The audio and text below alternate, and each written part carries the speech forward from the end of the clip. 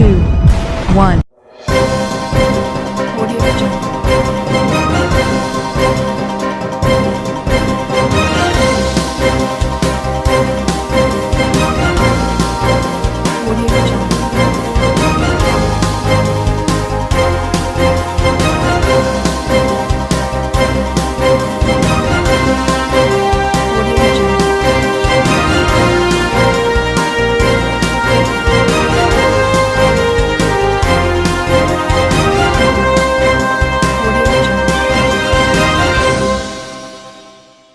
नमस्कार। देश भर में सूफी संतों के आह्वान पर देश के सभी मंदिरों से वहां की पावन मिट्टी और पावन जल जमा करके अयोध्या भेजा जाना है, क्योंकि आगामी 5 अगस्त को भगवान श्री राम मंदिर के निर्माण कार्य का मुहूर्त है। इसी कड़ी में आज अजमेर के बजरंगगढ़ चौराहे के सीताराम मंदिर से पावन मिट्टी और पावन जल अयोध्या के लिए रवाना किया गया। इस मौके पर मंदिर के पुजारी और श्रद्धालुओं ने अपनी श्रद्धा के साथ इस पावन मिट्टी और पावन जल को अयोध्या के लिए रवाना किया। पावन मिट्टी और पावन जल रवाना करते हुए श्रद्धालुओं में काफी उत्साह और खुशी का माहौल देखा गया। ये देखिए, अयोध्या के लिए, मंदिर के लिए यहाँ से बहुत ही पत्थर वगैरह जा रहे हैं और पुष्कर का जल जा रहा है। आइए हमारे साथ है पंडित जी। हाँ महाराज, बताइए किस तरह से अयोध्या के लिए क्या राम जन्मभूमि तीर्थ न्यास ट्रस्ट की ओर से आयोजित 5 अगस्त को राम जन्मभूमि भव्य मंदिर निर्माण का शिलान्यास, नींव पूजन होगा, उद्घाटन होगा। मंदिर की नींव का मंदिर बनने का कार्य प्रारंभ हो जाएगा। बड़े ही दिव्य रूप से पूरे भारतवर्ष में जितने भी तीर्थ हैं, जैसे भगवान राज्याभिषेक भगवान राम का हुआ था, सभी तीर्थों का जल लाया गया था, सभी तीर्थों की मिट्टी लाई गई थी। उसी प्रकार से भव्य राम मंदिर निर्माण के लिए सभी तीर्थों का जल, सभी तीर्थों की मिट्टी, सभी तीर्थों की रज पूरे भारतवर्ष से, पूरे विश्व में जितने भी तीर्थ हैं वहाँ से लाई। जिस आज से 5 अगस्त से भगवान राम के मंदिर का कार्य प्रारंभ हो जाएगा और बड़े ही 5 मंजिल का भव्य रूप में मंदिर, विश्व विख्यात मंदिर बनेगा। हाँ, तो इसमें अजमेर से किस तरह से जल और क्या जा रहा है? तीर्थ गुरु, तीर्थों के जो गुरु हैं, तीर्थराज पुष्कर राज का जल और अजय मेरू तीर्थ से, नारेली तीर्थ से, निम्बार्क तीर्थ से जल और रज लाई गई है, मिट्टी लाई गई है। वहाँ 5 अगस्त तक आज अयोध्या के लिए रवाना हो रही है और वहाँ नींव में डाला जाएगा। सभी तीर्थों, भगवान हमारे सब पूज्य हैं, ऐसे ही सारे तीर्थ पूज्य हैं। सारे तीर्थ भगवान की सेवा में उपस्थित होंगे 5 अगस्त को, जहाँ प्रधानमंत्री मोदी भी पधार रहे हैं। सभी तीर्थ के न्यासी और राम भक्त कार्यकर्ताओं के द्वारा बड़े सम्मान से ये मिट्टी और तीर्थों का जल अयोध्या भेजा जा रहा है। इस तरह से किस तरह से पूजा पाठ करके आज ये रवाना करा गया? बताइए। हाँ बताइए महाराज, किस तरह से आज भगवान राम का मंदिर निर्माण निर्विघ्न रूप से संपन्न हो, भव्यता हो और विश्व का कल्याणकारी हो, इसके लिए पूज्य संतों के आशीर्वाद से आज जो ये पूजित कलश थे वो सीताराम मंदिर के यहाँ लाए गए। यहाँ भी इनका पूजन हुआ, पूज्य संतों के द्वारा पूजन किया गया। पूजन करके और अयोध्या, ये जो रामरथ है ये अयोध्या लेकर आज रवाना इनको हो रहा है और वहाँ पर निर्विघ्न रामलला का भव्य मंदिर का निर्माण होगा। इसी संकल्प के साथ ही आज रवाना हो रहा है। अजमेर से किस तरह से आज पूजा पाठ करके इसको रथ को रवाना करा गया? रथ में अजमेर से भी कोई जा रहे हैं? अजमेर से कार्यकर्ता जो है विश्व हिंदू परिषद के कार्यकर्ता, बजरंग दल के कार्यकर्ता साथ जा रहे हैं और वो अयोध्या इनको जो है विधिवत रूप से भूमि पूजन में शामिल होंगे और ये जो यहाँ के पवित्र रज और कण वहाँ पर भूमि पूजन में शामिल हो और ये जो जितनी भी आस्था लोगों से इससे जुड़ी हुई है, जिन्होंने भी ये रज और जल अपने हाथों से भेंट किया है, वो सब अयोध्या जाए, यही इसी संकल्प के साथ यहाँ से आज रवाना हुआ है। जी, तो ये था 5 अगस्त को जो मंदिर में राम मंदिर का होने वाली पूजा है, उसके लिए पूरे देश भर में जैसा कि विदित है, पूज्य संतों ने आह्वान करा है कि 5 अगस्त को भगवान श्री राम जन्म स्थान का निर्माण का मुहूर्त है। उस पावन स्थल पर हमारे पूरे देश भर के जो हमारे मंदिर हैं, हिंदू समाज के श्रद्धा के केंद्र हैं, उन मंदिरों की पावन मिट्टी और वहाँ का पावन जल उस अयोध्या तीर्थ में, गर्भगृह की नींव में पूरे देश भर के मंदिरों की मिट्टी और जल से भगवान श्री राम मंदिर का निर्माण प्रारंभ होगा।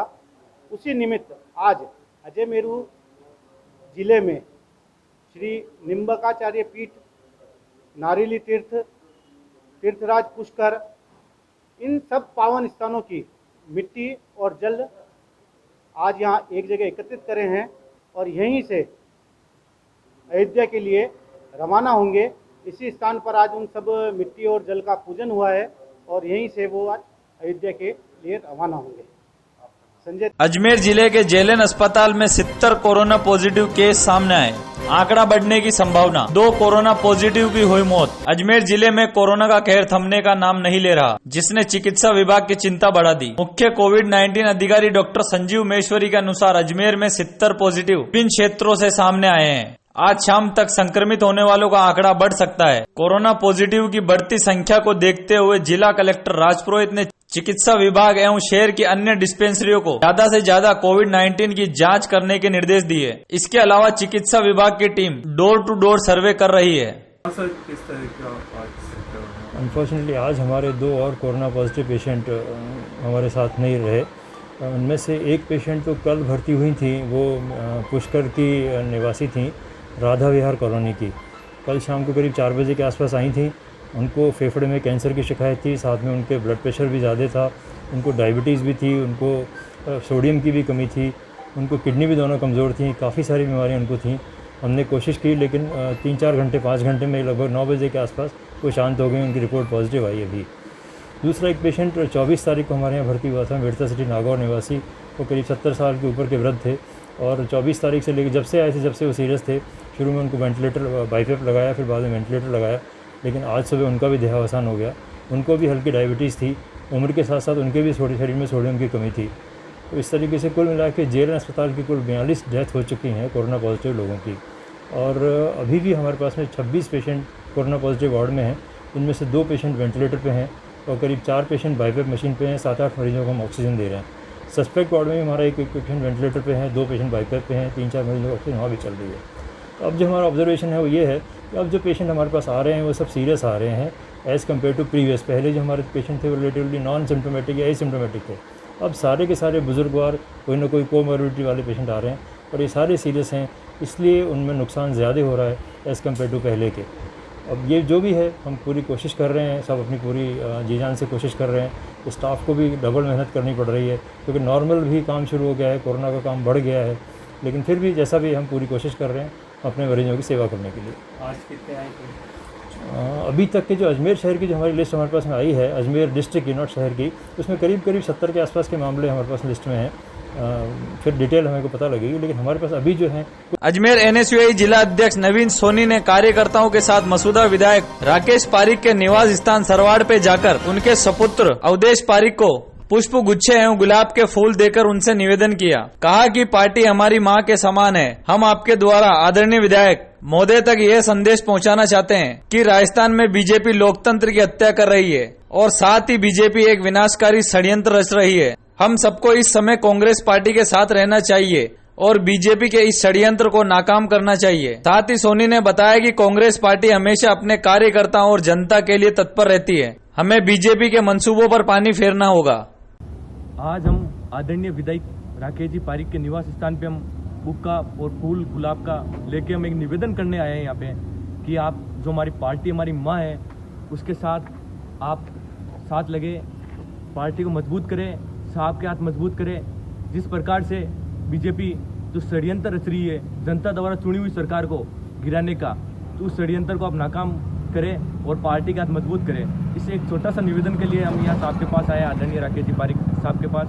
उनके लड़के से हमारी मुलाकात हुई, उनको हमने फूल गुलाब का फूल और बुक्का दिया है और हमने मांग रखी है, निवेदन रखा है कि आप साहब तक हमारी ये बात पहुँचाएं और पार्टी के हाथ मजबूत करें। नवीन सोनी। भारतीय जनता युवा मोर्चा ने कारगिल विजय दिवस पर बजरंगगढ़ विजय स्मारक पर पुष्पांजलि अर्पित कर शहीदों को याद किया। भारतीय जनता पार्टी के शहर अध्यक्ष प्रियाशी लाडा के निर्देशानुसार भाजपा के शहर जिला अध्यक्ष दीपक सिंह राठौड़ के नेतृत्व में युवा मोर्चा के कार्यकर्ताओं ने वर्तमान समय में कोरोना महामारी को ध्यान में रखते हुए केंद्र सरकार के नियमों की पालना करते हुए बजरंगगढ़ स्थित विजय स्मारक पर पुष्पांजलि अर्पित, जिसमें भाजपा के शहर जिला अध्यक्ष दीपक सिंह राठौड़ ने बताया कि आज के दिन भारतीय सेना ने अपने शौर्य और पराक्रम से 60 दिन तक चले कारगिल युद्ध में विजय प्राप्त कर दुश्मन को पराजित किया था और अपनी विजय लहराई थी। इसी विजय दिवस के दिन हमारे शहीद सैनिकों को अमर बलिदान को याद करते हुए युवा मोर्चा कार्यकर्ताओं द्वारा पुष्पांजलि अर्पित कर उनको नमन कर याद किया गया। आज भारतीय जनता युवा मोर्चा शहर जिला अजमेर की ओर से भाजपा जिलाध्यक्ष श्री प्रियशील जी हाड़ा जी के निर्देशानुसार 26 जुलाई को कारगिल विजय दिवस के अवसर पर सभी युवा मोर्चा कार्यकर्ताओं ने पुष्पांजलि कर नमन किया, सबको याद किया। ऐसे अदम्य शौर्य साहस का जिन वीर सैनिकों ने शहीदों ने अपनी जान की परवाह किए बगैर मातृभूमि की रक्षा करते हुए अपने प्राणों का न्यौछावर किए, ऐसे वीर बलिदानों को पूरा भारत आज नमन करता है, याद करता है। ऐसे शहीदों को हम युवा मोर्चा कार्यकर्ता कोटि कोटि नमन करते हैं। जय हिंद, जय भारत। दीपक सिंह राठौड़, युवा मोर्चा जिलाध्यक्ष अजमेर।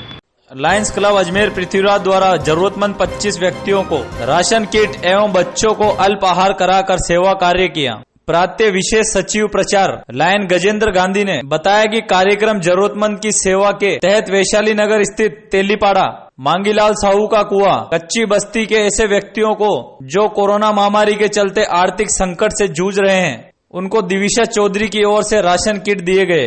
लायन आबा गांधी ने बताया कि इस अवसर पर बच्चों को मिठाई, बिस्किट, नमकीन का अल्पाहार कराया गया। सेवा कार्य में रोहित चौधरी, लायन गजेंद्र पंचोली, डॉक्टर वीना चौधरी, नरेंद्र शर्मा सहित अन्य मौजूद थे। लायंस क्लब अजमेर पृथ्वीराज की ओर से बड़कालेश्वर महादेव मंदिर जो कि वैशाली नगर इसमें स्थित है, वहाँ पर कच्ची बस्तियों जैसे वैशाली नगर के आसपास साहू का कुआं और तेलीपाड़ा और इधर की जो कच्ची बस्तियाँ आती है, वहाँ रहने वाले गरीब परिवारों को आटा और राशन सामग्री वितरित की गई और साथ ही जो गरीब और असहाय बच्चे हैं उनको अल्पाहार कराया गया।